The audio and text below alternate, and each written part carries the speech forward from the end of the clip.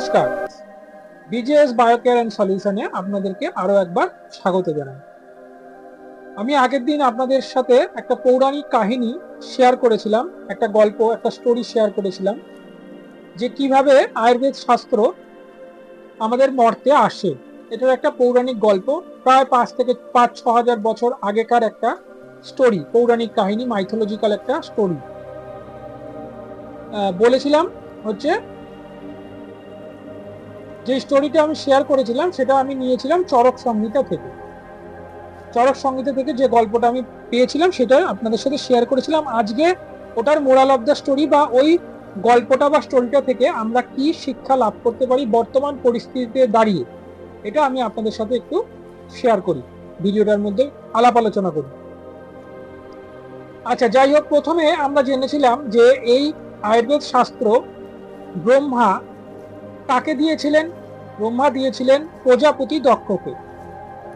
প্রজাপতি দক্ষকে কেন দিলেন, এটা তো একটা প্রশ্ন কেউ করেননি, যদিও আমার ভিডিও সবে শুরু, খুবই দর্শক কম, অল্প সংখ্যক মানুষ দেখছেন, হয়তো সেইভাবে সিরিয়াসলি বা সেইভাবে ভাবেন উনি।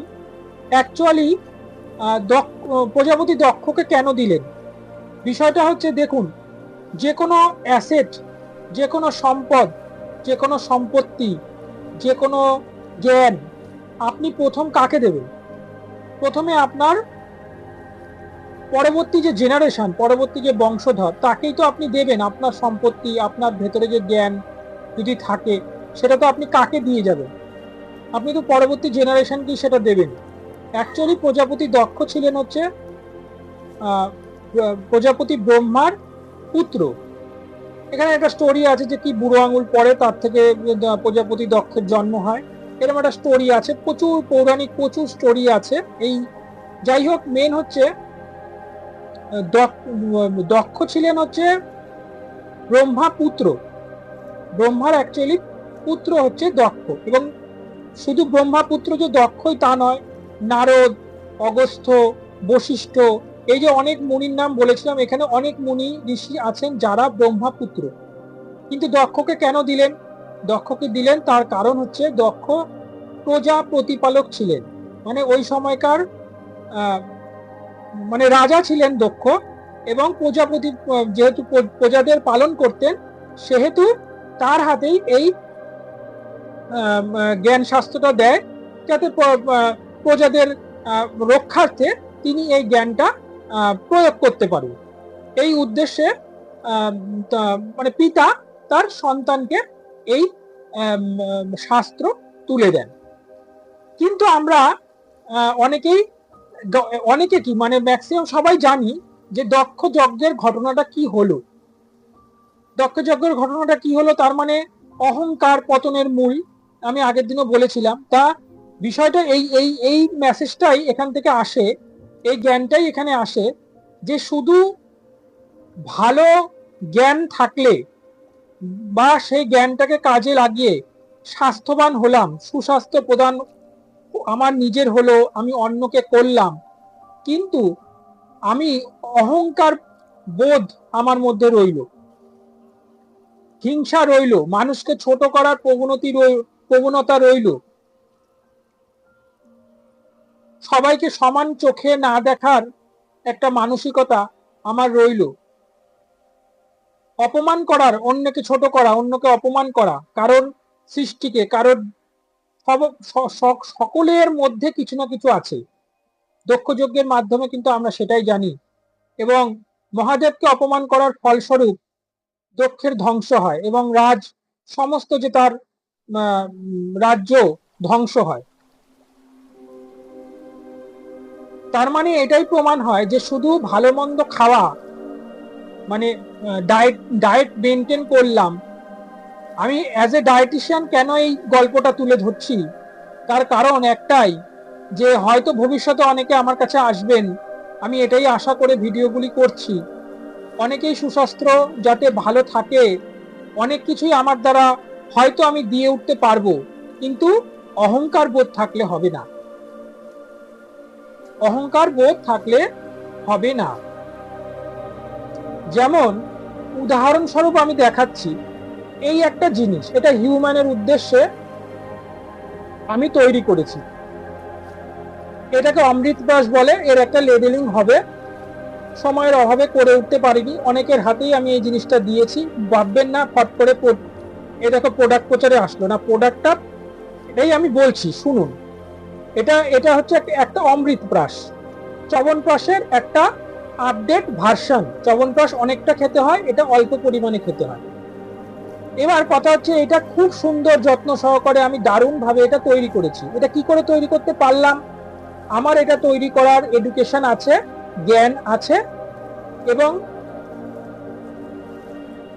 যার ফলে আমি এই জিনিসটাকে প্রপার ওয়েতে তৈরি করতে পারলাম।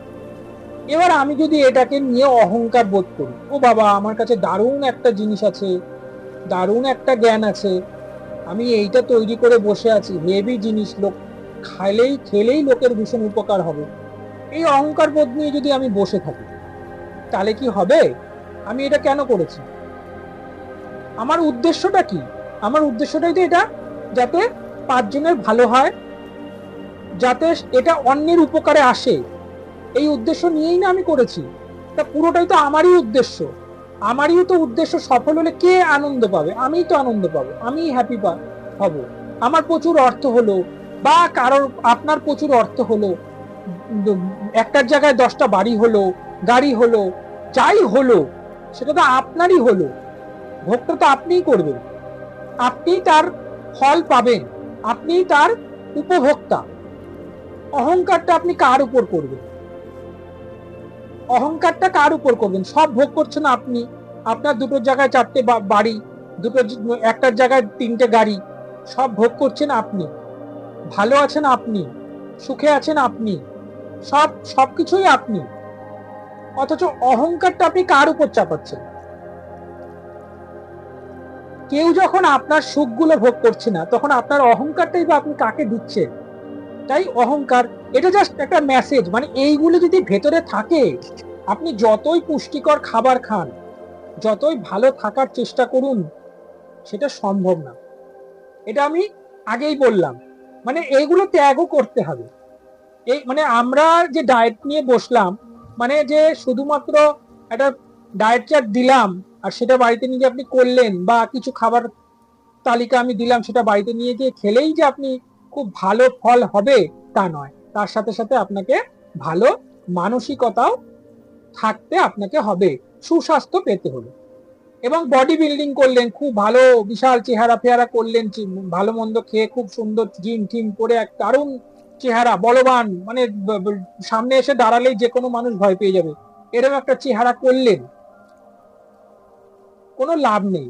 মন যদি ওটা ভালো কাজে না আসে, ভালো উদ্দেশ্যে যদি ব্যবহার না হয়, তাহলে তার ফলে মানে ফল কিছু পায় না। ফল কি হয়? ধ্বংস, যেটা দক্ষ যজ্ঞের দ্বারা এই গল্পেতে আমরা পাই। এই দক্ষ যজ্ঞের গল্প সবার জানা, সেটা নিশ্চয়ই আমাকে বলার অপেক্ষা রাখে না কি হয়েছিল।